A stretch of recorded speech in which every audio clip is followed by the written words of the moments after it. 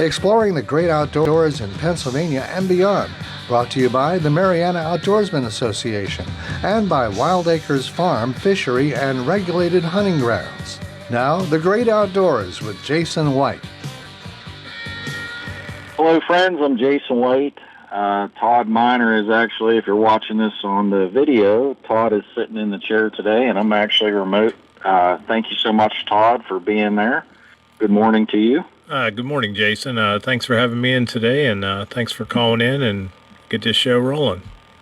Well, I'm really excited because I got some, Todd and I are going to be discussing some success stories with the Pennsylvania Game Commission, a lot of our crop damage stuff that's been going on in Pennsylvania, but there was something that rolled out today, actually, and was announced that e-tagging is coming, so I'm really excited to talk about that. But before I do, I want to give a special thanks to all of our sponsors.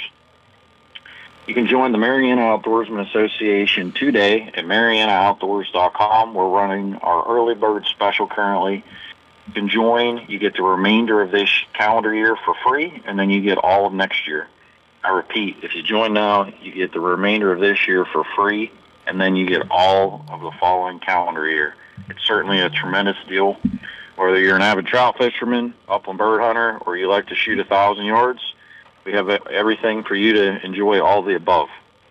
MarianaOutdoors.com. Again, that's MarianaOutdoors.com. And if you ever have any questions, you can call me personally at 724-579-0924. Happy to give you a tour and answer any questions.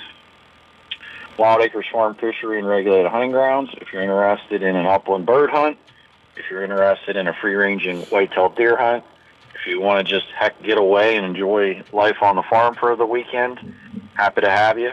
We're now hosting weddings.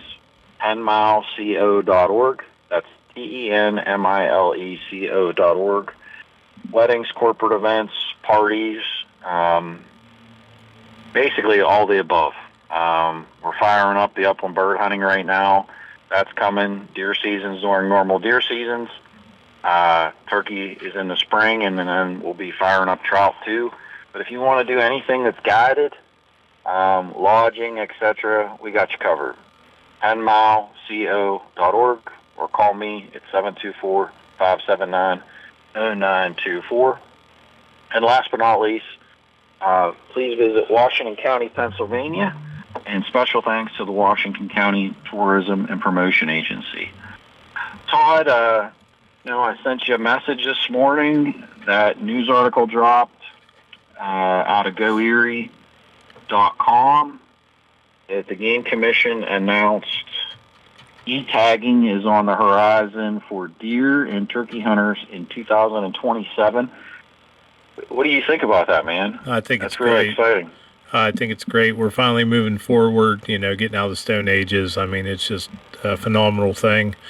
Everybody's been working together, and just pushing things forward, and the efforts are being seen and noted, and it's just a phenomenal, great thing. It's just the efforts are definitely being seen. Well, I've been talking about this in past episodes because this whole e-tagging system, the Game Commission talks in this article. Again, it's at GoErie.com. That's GOERIE.com. You can read the article. It was written by Brian Whipke. I'm really excited because this app that they're talking about has the potential to piggyback when it comes to other things.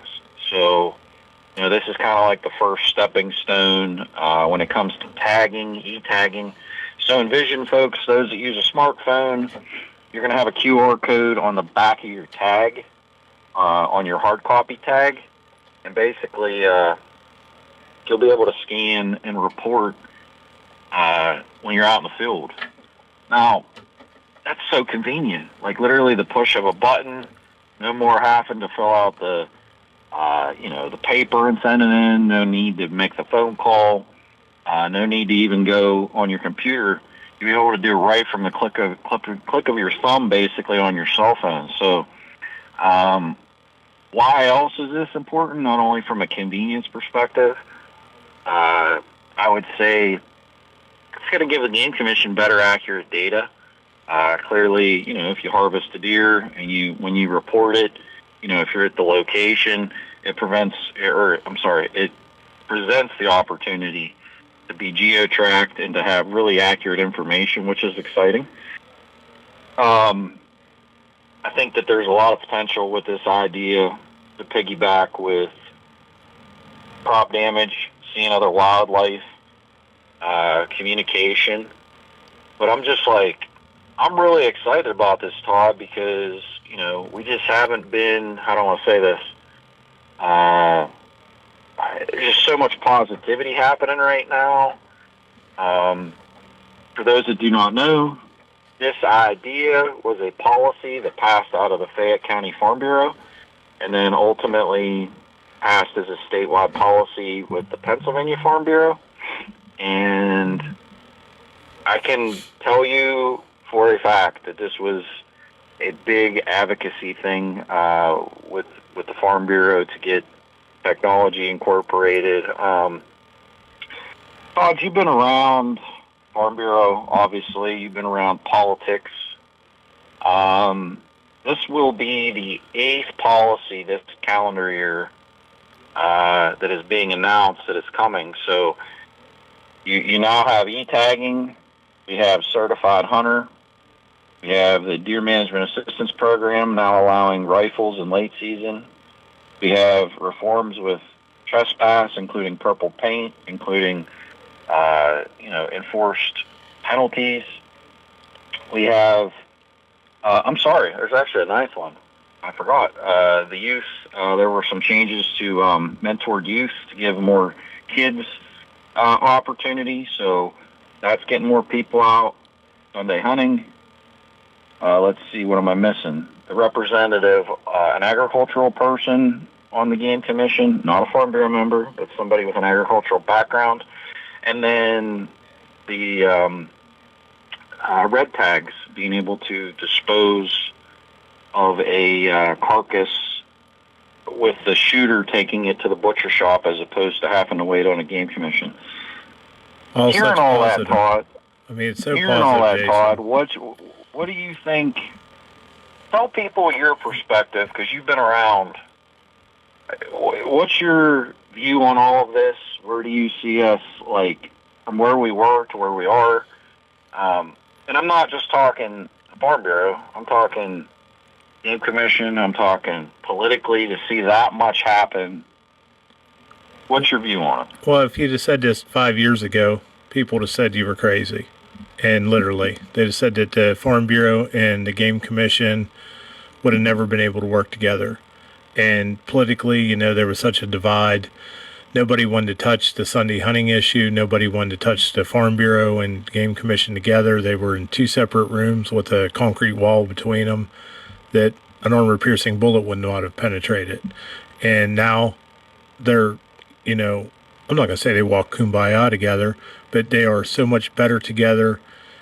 Everybody is willing to work together, talk together, and try to come up with solutions. And it's bipartisan now. It's just so much more cooperative. And that's what it needs to be. People can have different ideas. Different ideas are great. And, they're able to talk them out and talk through things and have different ideas. And that's how this all came together. You and I, we talk about things, and then, we throw them against the wall, see what sticks, take different ideas, put them together, make them a better idea. And, we've talked to people across the state. The Farm Bureau has the team together. We're meeting tomorrow. And, that team goes, with how many different other organizations, and gets back with the Game Commission and takes it to the legislators and lobbies for that. And the Game Commission is listening. And thank goodness they are. And then it goes to the legislators, and the legislators are definitely listening, and they're pushing these, from policy to law and getting it, pushed across the finish line. And I never thought I would see it happen as quick as it did. And I'm so happy that it is. Still some hurdles to get over. Sunday hunting is now a reality. And that brings up a sore subject that it's not happening in all state lands, but that's something I'm sure we're going to talk about today. But you know what? It's happening almost everywhere in the state. And it's a great opportunity.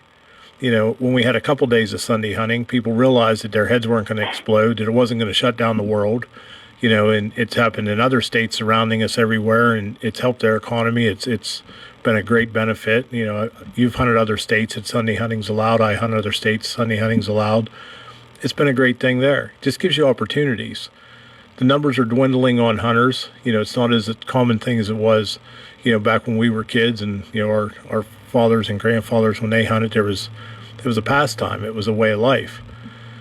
We got to keep kids hunting. We got to keep this going. And, you know, we got to keep this pastime and tradition going. And these are the things that's going to do this.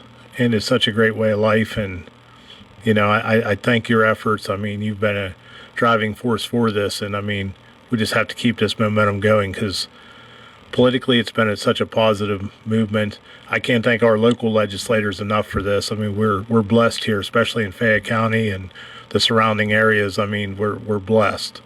Westmoreland, Washington, you know, I mean, at Greene County, we're blessed here in this area, you know, that with our legislators, that they push so hard, and they've been instrumental with things. So, I mean, I don't know, it's just been so positive.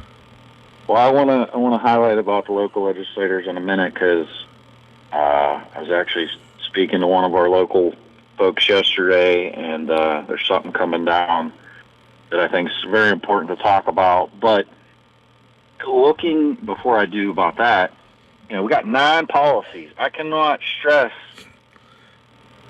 how monumental that is. Huge. For anybody that's aware of the Farm Bureau, or aware of the Game Commission, or aware of the legislature as a whole, to see 9 things happening. I've never heard of it before. No, doesn't happen. Maybe it's like usually 1 thing or maybe 2 things, but to see 9, it's truly remarkable. Now, that being said, we have a meeting tomorrow, and that meeting is to discuss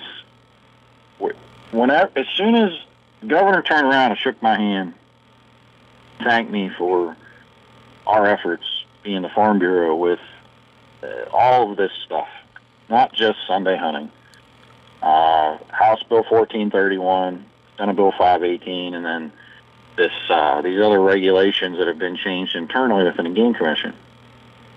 But what I realized at that moment, we got to keep the pedal on the metal. We got to keep moving forward. We can't sit here and get too stuck in, how do I want to say this, celebrating too much. I wanted to really focus on, hey, what's the next things? So to Todd's point, one of the big ones is the DCNR, Department of Conservation and Natural Resources, in our state parks is not going to allow the uniform Sunday hunting dates in those parks. We haven't gotten a legitimate reason why. Personally, I think it's unacceptable. That's my opinion. Todd, obviously, in Fayette County has state parks, so to me it's concerning. I know that this will be something that gets brought up tomorrow at our meeting. So just for the listeners out there, certainly next year, we're going to be pushing to get that fixed and resolved, because there's really, to my knowledge and awareness, I mean, it's kind of a slap in the face of our sportsman partners, so on and so forth. Because, I mean, if they're safe Monday through Saturday, it's almost insulting that we would, blockade them off on a Sunday. I mean, what are your thoughts, Todd? Oh, I mean, it's only a couple weeks out of the year. I do not see where this hurts anything. I mean, there's still safety zones. You know, hunters are taught safety with the weapons of choice, especially archery. I mean, archery, it's an arrow only travels so far. Your target's identified, and I mean, I cannot see where that would be any problem with having archery opened, especially in these parks. You and I talked about that the other night, and it just seems very closed-minded and wrong for them not to be open during these times. rifle season. I mean, I'm sure there is campers that camp during the inclement times, but what would it hurt to have it open for a couple weeks during rifle season?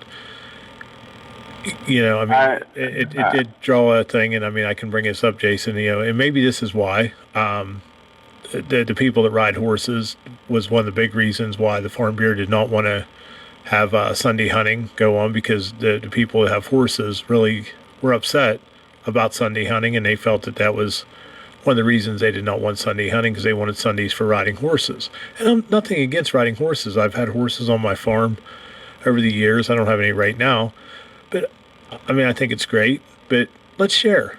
You know, I mean, it's sportsmen spend a lot of money every year on license. The money from the license go to these parks. Sportsmen are the biggest revenue generators for these parks also. So let's not forget that either. You know, and without them, they wouldn't have the money to do these things. So we can't forget that either. Well, the thing, you hit the nail on the head, though, about safety and whatnot. Like, first of all, it doesn't matter what day of the week, you just can't walk out and do unsafe or obviously illegal activity. Like, it doesn't matter what day of the week it is. So to me, this comes down to simply managing one's property, and that being the DCNR. If they don't want people to hunt, obviously, in certain areas of a state park, then that's fine. That comes down to providing some maps and where you can and cannot hunt, and have some signage. It's not rocket science. It's actually pretty simple. Absolutely. Clearly, you can coexist and cohabitate. We prove that every day at the MOA, the Mariana Outdoorsman Association. We're a multi-functioning facility. Holy smokes! It just comes down to good management, good communication. So yeah, I mean, are hunters going to be able to hunt everywhere at a state park? Yeah, probably not. I mean, obviously you're not going to be using a high-powered rifle on a campground. But yeah, there's no reason that we can't coexist, cohabitate. Holy smokes! I mean, I've even had conversations with people. I don't care if you were horseback riding or even going for a walk. I mean, out of common sense, one would think, hey, put an orange hat on, put an orange vest on, just for your safety. Just because that's I think a good stewardly thing to do, and kind of common sense, especially during rifle season. I mean, holy smokes! I mean, it's just, come on. So we'll see. I do believe that will get rectified, because I think there's going to be a lot of pressure. You're going to see a tremendous amount of pressure onto the DCNR, and why I think they're going to be in a little bit of a trick bag politically. DCNR gets their budget out of state budget. They're not like the Game Commission and Fish Commission, where they basically rely on license sales and registrations. So there could be a lot of political pressure I could foresee coming to the DCNR. So we'll see. Time will tell. But my guess is it'll open up. That's my guesstimate right now. Again, we'll see. Another big topic, this comes back to being local, is permitting reform. I know I've talked about this a lot. Some people might even be sick of hearing it from me. But Representative Charity Krupa put out a memo, I think it was a few months ago. She will be introducing some legislation very, very soon. I just saw the draft actually last night, and I was up at the wee hours this morning looking at it. Extremely exciting, Todd. I've been traveling the state here recently, and I've been in Potter, Tioga counties, having issues with can't get trees that have fallen down and causing backed up water and flooding into fields, causing safety issues. I was in Center County. Gentleman took 6 months to get a permit just so he could access his driveway to his farm. He needed to replace a culvert pipe. And then my own experiences with what I've done with habitat improvement. Just 6 months. 6 months right now, Todd, to get a general permit. Well, when we talk about... I'm waiting on a permit since last October for the township for a culvert replacement up in the game lands on a township road to replace a culvert that's failing that I got an LSA grant for, and I've been waiting since last October. And it's approved, just waiting on it to get it done. You know, I mean, that's ridiculous. It's what people don't realize. Like, explain to people, Todd, I would say explain from even a municipal perspective the costs associated with engineering and planning when it comes to these permits due to the fact that they're so time consuming, and also the back and forth because they drag on so long. There's constant calls. Explain to folks why that's so burdensome to a municipality and obviously a business. Oh, it is. I mean, because they come back with changes. They come back with just minute little things that just make no sense at times. I mean, they nitpick, it's for things. And when I say nitpicking, it's common sense at times with things. And the engineering gets quite expensive. Engineers' time costs money. And every time there's a change, that's money. And that comes back to the taxpayers when it's a municipal setting. When it's a personal setting, that comes back to a person's pocketbook. And the DEP doesn't care. It just drags it out longer and longer. And these permits take so long. And then when you submit it restarts the clock. And it just, 30, 60 days longer. And then it's just ridiculous how long it takes. And this one's been approved for months. And it's like, they tell you it's approved, but it's not approved because you don't have it until it's there. And they'd say, oh, okay, until you have that, until you have the letter, until you have the official letter, it's not approved. Right. They say, oh, everything's good, but they can nail you if you do something and you do not have that official document. And we want to do something to make it safe. This is a failing culvert that, I'm very thankful for getting the grant to be able to do the work there. And it's unsafe for people to cross this with, a heavy vehicle. And there's logging that goes on up in this area. There's, other, even a heavy truck could go over this thing and end up down in the stream. And I don't want people to cross that and have a problem. I mean, we do have a steel plate over it, which is making it safe enough. But what's safe enough if something would happen? I don't want somebody's life in danger. I want to fix this thing. I want to make it right. That's why, thank goodness for our state rep. He was great for getting me the grant. I've got it. I'm ready to do the work. I just need the permit to finish this. And the DEP, once again, is a burn on our side. You've been fighting on this. I can't thank you enough. Thank you to the state reps for pushing this in our area. They know the problem, and the governor keeps saying he's going to streamline this. Well, it's time to see some more action instead of words from him, and let's get this done. I mean, I'm hoping he does. He keeps talking it. Every time I hear him speak, he keeps saying how he's going to fast track it. I'm not seeing much fast tracking from him at all, and I'm not trying to put him down. I mean, things are a little bit better than they were, but a little bit's not enough. I mean, these permits should be so much better and easier because the changes that come out of the DEP, when I say nitpicking, I mean, they want you to plant grass where there's already grass growing. They want you, don't touch that. That could be a wetland, 100 years ago. There hasn't been a stream there that you've ever saw in 3 lifetimes. It's just, the stuff they say is just absurd at best. And I mean, the common sense goes out the window, and it's just, I mean, you've seen a lot of it. I see it. And I don't want to sit here and badmouth them. I'm not trying to bash them. They have a job to do, and they're not all bad. And I'm not saying they're, they do. Everybody in that department does this, but there's a lot of them. I think they try to make people's lives harder, so they just give up. And that's sure what it seems like. Well, when you talk about nitpicking, I've told the story before where I had a 5-month basically battle with the Fish Commission and the DEP over a 2-inch notation on a drawing. They wanted me to have a rock in a stream for habitat improvement to be at exactly 2 inches.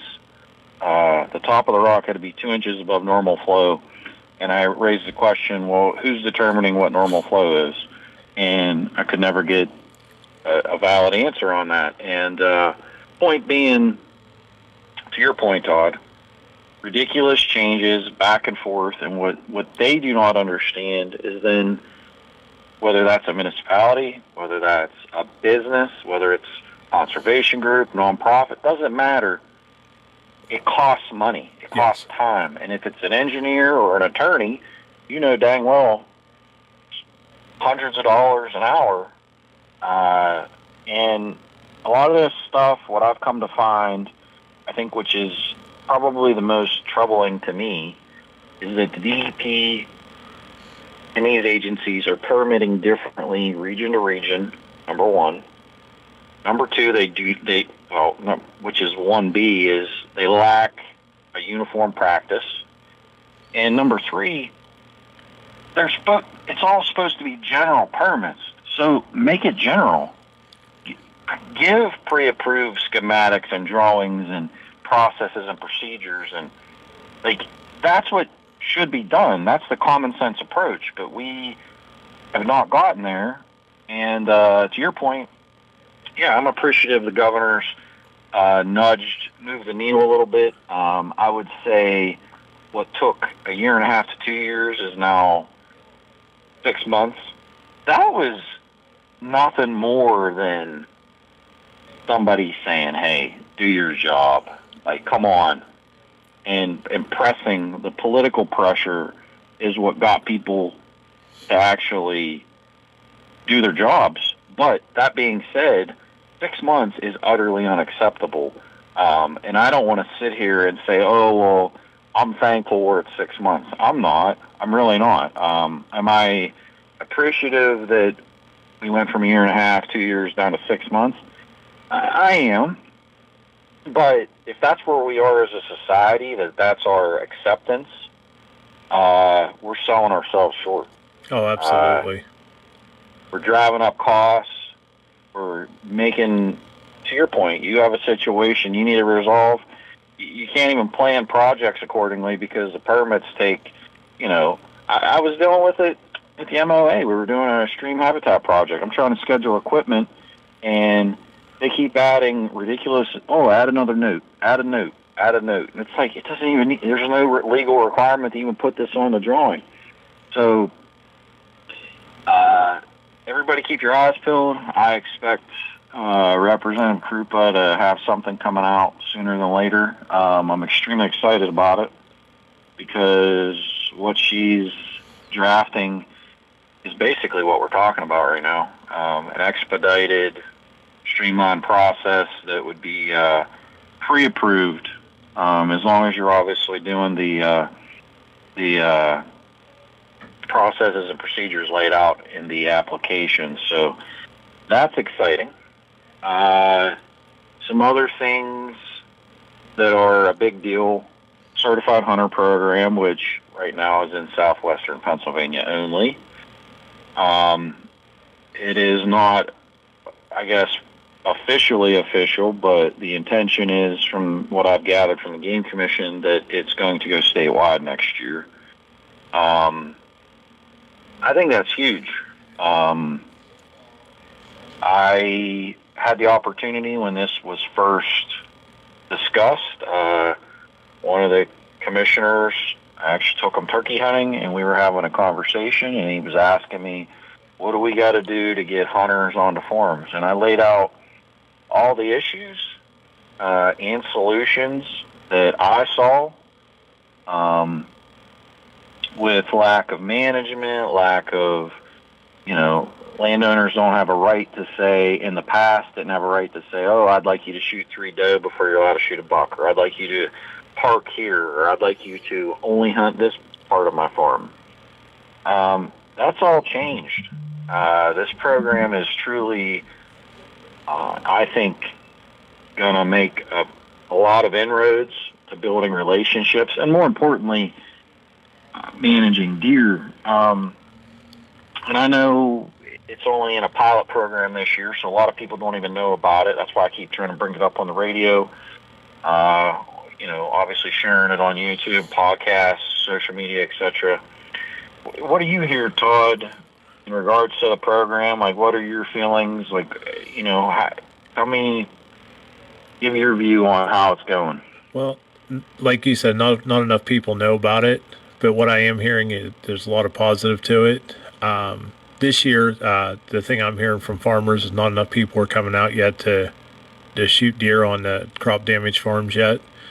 So if we could encourage people to get out, and I know it's been warm, very warm, unseasonably warm so far, but if we can encourage hunters to get out there and take some deer off farmers' land, that would be a great thing. I just talked to some people yesterday, and they said the deer definitely need to start coming off crop damage farms. That would help, but it does definitely need to keep spreading the word, and this is a way to do it. Platforms like this, and you're doing a great job of it, Jason. I mean, you've been instrumental, and I can't thank you enough for that. We got to keep spreading it. Social media is a great tool when it's used properly, and this is one of those times. And we just got to keep getting it out there, because the Game Commission gets a bad rap a lot of times. And I'll tell you what, in the last couple years, they've been doing a lot of good things and a lot of positives. And in southwestern PA, I'm very pleased with the Game Commission. A couple years ago, they were a little distant to get a hold of in different things, and I'll tell you what, they've been reaching out locally to try to be more involved with the townships and more involved with the local people, and they're trying to change the way that they were kind of distant with us and everything, and I'm very, very pleased with them. And the regional director, he actually came to our township convention last week, and he said that he wants that changed. He doesn't want that. He doesn't want the division anymore. He doesn't want them to be looked at as the bad guys anymore. He wants them to be more of a resource and a tool rather than be the bad guy. And I was very pleased with that. And I can't thank him enough for that. They don't want that light anymore is what he's saying. And I'm thankful for that. And maybe it's because we're all trying to work together and, not have this stigma around them anymore. Maybe they were looking at it different. I'm not sure, but I think it's a very positive thing that we're all trying to work together and not work against each other. Well, I think that there's been major inroads to building positive relationships. I cannot stress to everybody enough what Todd's saying about how things were negative or bad in the past. It was darn right almost hostile for a while. To your point about walls being up, Game Commission just did not have best perception, as did the Farm Bureau. Both were guilty in certain ways. Oh yes. But I think a lot of fences have been mended, relationships have been established. Certainly, we've come a long way. We have a long way to go. A couple other things I think that are important to hit on. Game lands, Todd. I know this is a near and dear topic to you. I've had conversations recently with the Game Commission about habitat development, management of the game lands, investing more money in the game lands, and even there's even conversations now regarding pheasant and quail stalkings. Wow. And also buying some of those birds from private sector hatcheries, because I came to find out that the Game Commission's cost for a pheasant is roughly in the ballpark of $25. That's nearly double. What they should be paying. So there's some interesting discussions happening. I'm excited about that piece. Why don't you tell people real quickly, Todd? Just I know we only have a couple minutes left, but just tell them like your experience, even without the game lands, and kind of like what you'd like to see being that you're involved with a township and have a game land? Well, and that's been a struggle, but that's even getting a little bit better. But I mean, signage even, to let people know where to park. The parking areas were a struggle. No signs for parking areas, in the game lands. No garbage cans. No, just very lax up in the game lands. If we didn't take care of it as a township, it wasn't there. We just did a very large road improvement up through the game lands. It's still actually ongoing, so people can access it a lot better because it's a township road. But not a whole lot of help from the game commission, but they are starting to help us. Give some gravel up there to us and stuff, and thank you to them. But we put about $100,000 in grant money up through there, and other money we got for some things. So that was a big help. But people need to be able to access up through there. And you rode up through there with me, and I mean, it's a long road. And you saw the parking areas. They were deplorable at best. You couldn't even tell where to go. And that should not always be on the townships. That should be, the game commission should be helping out with some of that stuff. People didn't know, where to go for that stuff. They didn't even know it was a game lands up there. All they know is it's woods. You see a couple access signs here and there that are falling down and just kind of forgot about. And I'd like to see some more cooperation with that, which we are getting. Like I said, the cooperation is getting better. So I don't want to badmouth them too bad because, like I said, they are starting to work with us a lot better. But it took communication. It took some hard work, and we're getting there. But it's going to take, an ongoing relationship with them. And you can't stop. Once you get the momentum going, like we were talking about earlier, you just cannot stop once you get a little bit of momentum. Keep it rolling. Well, time flies when you're having fun. Todd and I are going to be in some meetings tomorrow, so certainly look forward to our conversations over the upcoming weeks and the upcoming episodes, because we'll be certainly updating everybody. I'm really excited to, see where, like you said, where the positivity takes us. Yes, sir. But for now, I want to thank you, Todd. I want to give a special thanks to our sponsors before we wrap up. Again, the Mariana Outdoorsman Association. You can join today at MarianaOutdoors.com. Again, MarianaOutdoors.com. Join today, get the rest of the year for free and all of next year. Again, MarianaOutdoors.com. 10 Mile Creek Outfitters, which manages Wild Acres Farm, Fishery, and Regulated Hunting Grounds. If you're looking to have any type of guided hunt, whether that's deer, turkey, trophy, trout, guided fishing trip, if you're looking to book a trip, if you're looking to have lodging as an accommodation, if you're interested about upland bird hunts, we have upland bird fundraisers that you can even do for your organization, weddings, lodging, and so much more. 10mileco.org, 724-579-0924. And last but not least, special thanks to Washington County Tourism and Promotion Agency. Please visit Washington County, Pennsylvania. I'm Jason White. This has been The Great Outdoors. I will see you all next week.